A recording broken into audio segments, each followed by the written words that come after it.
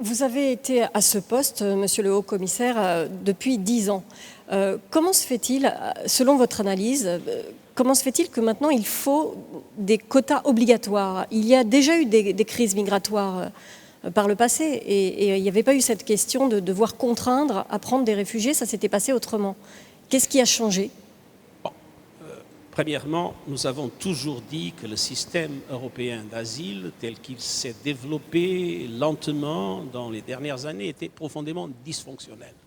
C'était un système d'asile à la carte, essentiellement, comme vous le savez.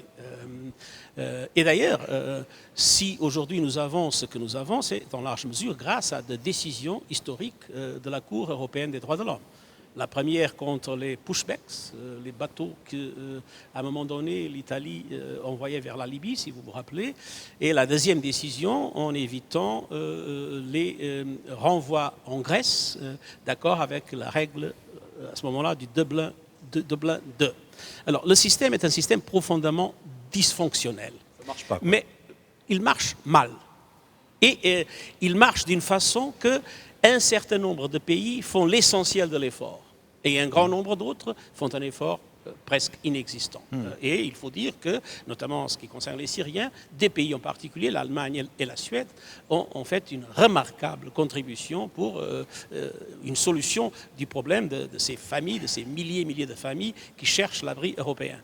Mais qu'est-ce qui change aujourd'hui? Ce qui change, c'est que maintenant nous avons une pression quotidienne de 4000 personnes qui entrent en Europe. Et là, le système n'est pas seulement dysfonctionnel, le système est devenu chaotique.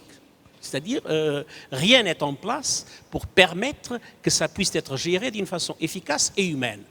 Et quand un pays essaie d'appliquer les règles, et nous voyons maintenant ce qui s'est passé en Fyrom et maintenant en Hongrie, un pays essaie d'appliquer les règles, mais ça immédiatement conduit à un blocage et à des situations de tension extrêmement difficiles et quelquefois tragiques.